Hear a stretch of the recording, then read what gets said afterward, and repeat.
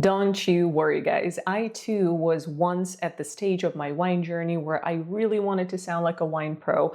So, with my friends and colleagues and clients back at work, when drinking wine, I tried to use all of these fancy words and techniques in order to look more knowledgeable about wine than I actually was at the time. Looking back at that time, I think I made a fool out of myself more than actually looked knowledgeable. But that's okay. We live and we learn, and I'm here to help you out because in this video, I want to teach you some phrases and words to use when you talk about wine to sound more like a wine pro. So please use them confidently when drinking wine next time. First of all, what a sad world would that be if there was no wine? Quite honestly, I have no intention of stopping drinking wine anytime soon. This is for fun only. The number one advice that I would give to my friend who ask me how to sound more like a wine pro would be to try and not impress everyone around you. Are you hoping to speak more like a wine pro for yourself or for others? So never really do anything in life for others. Do it all for yourself. So learn these phrases today and these words today that I'm going to give you, really just to become a better wine lover yourself and sound better for yourself. So don't worry about impressing others. Nobody cares. Honestly, nobody cares. Matter of factly, if you ever are in a situation where you want to impress someone and you kind of remember a word, but you don't quite remember what it means, chances are to a person who knows a lot about wine, you'll probably sound foolish. So again, if you don't exactly know what you're talking about or what a term is that you're referring to, probably just skip, don't use it, or just simply say, I actually really enjoy this wine, or I really like this wine. I don't know the fancy terms, but I really am liking what I'm tasting right now.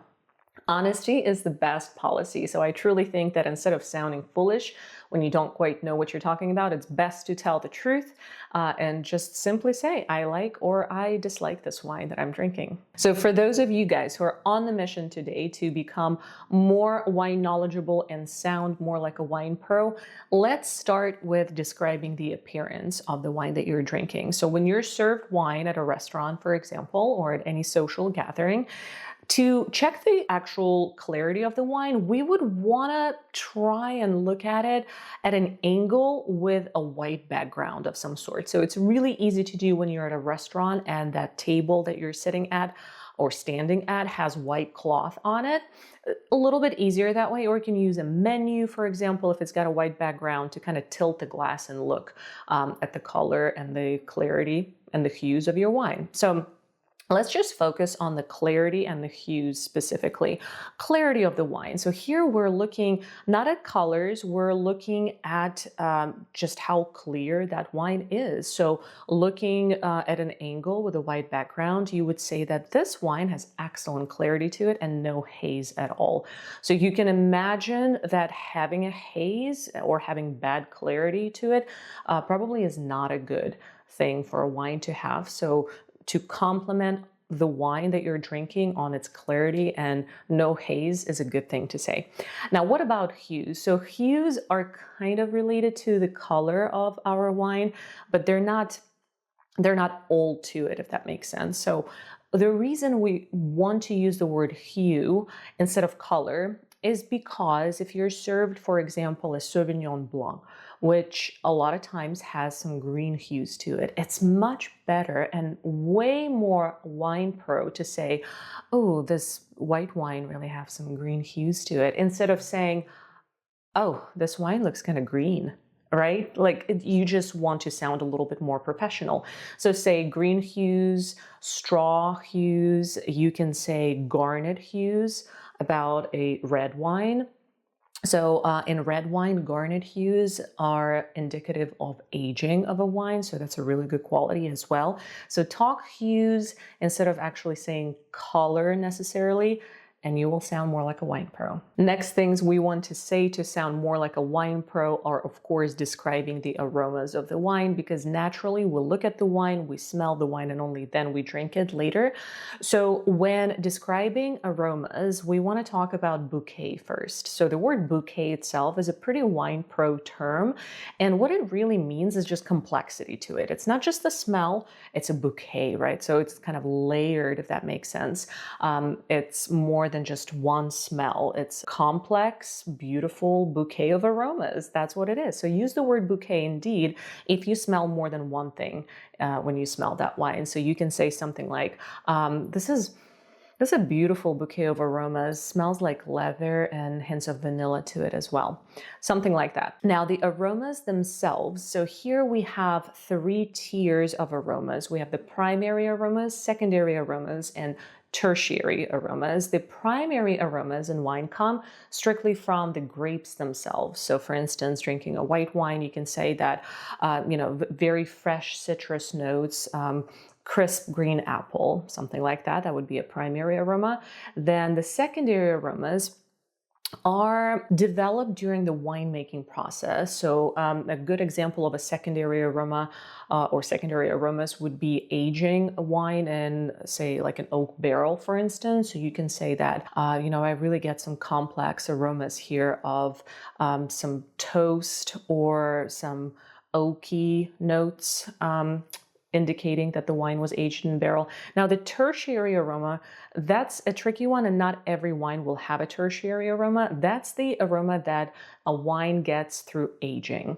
So this is the only one that your young wines are not going to have. So don't talk about tertiary aromas in young wines. But essentially here, you probably talk about some leather tones, smells of earth, so that's what you get from a tertiary aromas. But remember the word bouquet, and then the 3 steps or 3 tiers of aromas, the primary, secondary, and tertiary. So now that we looked at the wine and described its appearance, we also smelled that wine and described the aromas. It's time for us to sip the wine and actually describe the structure of the wine. So here we will start, when talking about structure and sounding like a wine pro, we want to start with tannins and acidity. So those 2 terms are great terms for sounding more like a wine pro. So tannins, first and foremost, we're referring to a red wine. So don't talk about tannins in a white wine. Tannins come from the skins of the grapes. So you're not going to be talking or even feeling any tannins really for the most part, I'd say, not at all in a white wine. So tannins are the red wine talk.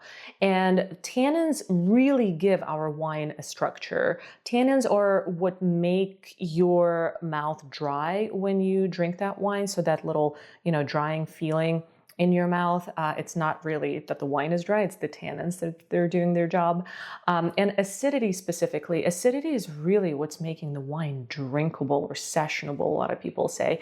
You definitely want the wine to have a crisp, bright acidity, whether it's a red wine or a white wine specifically. So all dry wines, for the most part, have medium to high acidity.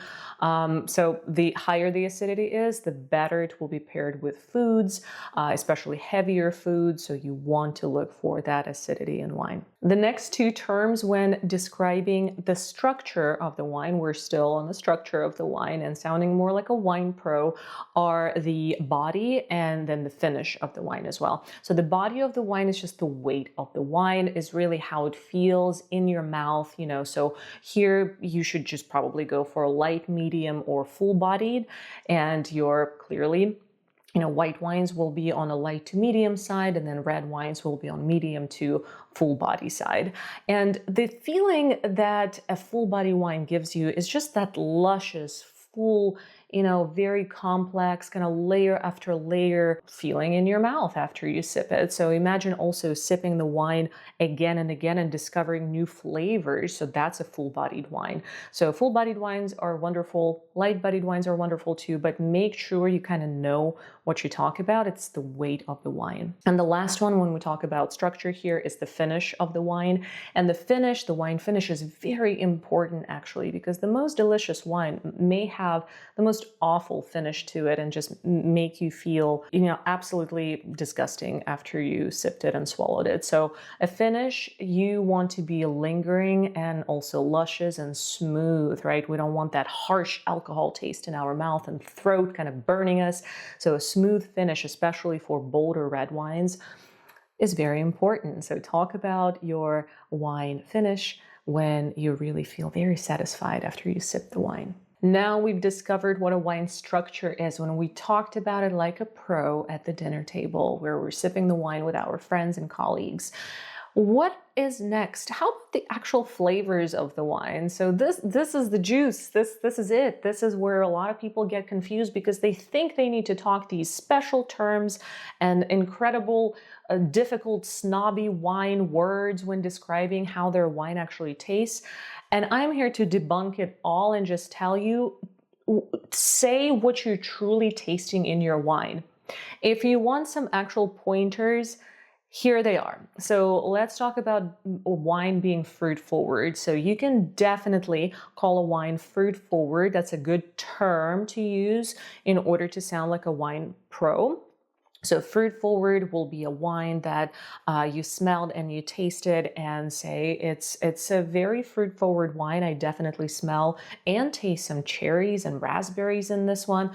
Beautifully tasting wine. So you'd say something like that when the wine is truly fruit forward. And it's not just the red wine that will be fruit forward. You can have a white wine that's super fruit forward too and have say flavors of lychee or you can, for instance, taste some apricots or green apples, something like that. So fruit forward is a really great term. Now, minerality is another good one. And a lot of people get so confused with minerality. Now, not every single person out there actually licked a stone or licked a wet asphalt or something like that. I'm not calling you to go do that, but essentially that's what minerality is. Minerality normally comes from the terroir, from the soil in where the grapes were grown, and you can kind of tell. You can also taste minerality in some foods like oysters, for instance. So if you want to see how minerality tastes, that would be a good one to try some oysters here. But yeah, you can say that it's just got lovely minerality behind it, kind of a taste of wet slate to it, and have fun with it. Really, don't get too technical. Just truly describe it. If you smell some minerality, say that, it reminds me of a smell of a concrete when the rain starts or something like that. I'm all for describing wine in real simple terms, something that's super relatable and also fun. If people start laughing at you, say, oh no, I actually mean it. I think that wine language should just be simplified. So that's the first two when describing the flavors of the wine, the fruit forward and the minerality. The next two terms that you want to cover, sounding like a wine pro when discussing the flavors of the wine, are the spicy and the earthy flavors of the wine that you're drinking. Again, if they're not present, don't bring them up. You don't want to be making things up. Don't talk about things that your wine flavor doesn't have or doesn't carry. So a spicy note to a wine would be a flavor of cinnamon or nutmeg, and you can definitely taste that in some fuller body red wines specifically. And then the earthy tones or earthy flavors is, again, we talked about kind of like hints of dried leaves, perhaps, tastes of earth. Those are not bad things to say about wine. So those are indicative of wine aging process, wood barrel storage a lot of times, and aging in wood barrels. So those are really good terms to know. So if you truly smell and taste some spice and earth in your wine, say it. You will indeed sound like a wine pro. Now that we're almost sounding like a wine pro and we talked about the appearance of the wine, the aromas of the wine, and then the structure and the flavors of that wine, what else is there? And I am here to teach you a couple of technical things to do, some techniques and some terms in addition to what we already discussed to sound like a pro, and also things not to do in order to look like a wine pro to others. So first and foremost, this is my kind of a pet peeve at this point, the cork. Y'all know that if you order a bottle of wine at a restaurant, a lot of times they will pour a little bit for you to taste before they actually pour your glass and the rest of your company their glasses of wine, but they also hand you the cork. What do we do with the cork? A lot of people have no idea. They look at the cork, they smell the cork, and then do they expect for you to say something back? Does the waiter wait and kind of sees what are you going to say about the cork? You guys, things are much, much simpler than they seem when it comes to the cork. So first and foremost, hopefully your waiter actually extracted the cork from the bottle in one piece, right? Like that's not a good sign if the waiter is struggling and the cork breaks and now you're like with these crumbles of the cork, it's not a good sign. It can actually be a sign of a wine fault if that wine wasn't stored properly, lying on its side, and wine wasn't touching the cork. So the cork dried out and now it's coming out in pieces from that bottle. But, if things are not that dramatic and you got your cork to smell and, look at, what do we do with it? So the first thing that I would do personally, I would see that the cork is actually wet, right? So in my red wine right here, for example, you can see that there is indeed some red wine on my cork. So this is a good sign. It was stored horizontally. So, good beginning, good start. The next thing I do is I honestly just like looking at corks because I like seeing what they're made of. There's so many different types of corks nowadays made of different things, sometimes even plastic, unfortunately. But you want to take a look at the cork. Look if the wine actually touched it. That's a good sign. And then the next thing I do is I smell it. And the smelling part is, I think, the most confusing one because people are like, am I supposed to be smelling all the beautiful aromas from the cork? Not really. Matter of fact, it's actually the opposite. So what you want to do is try and smell anything faulty. That's why we smell the cork. We want to make sure that the cork doesn't smell like nail polish. We want to make sure that the cork doesn't smell like, some wet newspaper, some rotten smell to it. All of those smells are a sign of a bad wine. Now, if you do smell something like that, I would probably taste the wine first too before sending it back, just to be sure. So if you smell the cork and the smell is just appalling, it's absolutely disgusting, be on alert, but then take a sip, smell and sip of your wine as well to triple check and see what that's about. But that is all you're giving the cork for. Some people like collecting corks, so for that reason, you can keep the cork as well. Nothing is wrong with that.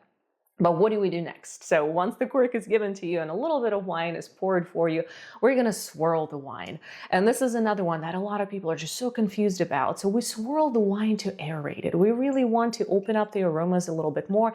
That wine was trapped in the bottle like a genie, and now we released it, and now it's exposed to oxygen, and it's going to open up and just have so many more aromas and flavors to it as well. So the first thing you do to look like a wine pro is, you smelt your cork and now you have a little bit of wine. Go ahead and swirl it. You can also do it on the table. You can always keep the glass on the table, and while the base is on the table, just swirl the wine a little bit and then go ahead and smell it.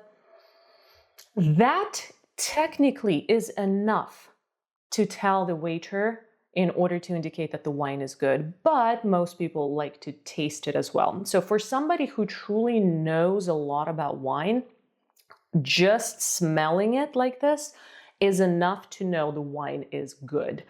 So again, all you're doing is looking for faults or anything bad about that wine. So if you haven't discovered it by smelling it, chances are it's probably going to taste fine. So if you want to smell and sip, fine, but technically speaking, just swirling, smelling it. If it smells really good, you can give a little nod to the waiter and let them pour the rest for you. The next couple of terms to make you sound more like a wine pro have to do with smelling the wine and tasting the wine as well. So use the words like nose for the smell of the wine. So that's exactly the term that we use. So on the nose, this wine smells wonderfully, very red fruit forward, baking spices, something like that. So that's the nose of the wine. Then you have the palate. That's exactly how it tastes in your mouth. So instead of saying, I taste this and this, you can say, on my palate, I really am discovering some very balanced acidity and some good flavors here too. So palate, nose, and then the last one is the actual balance.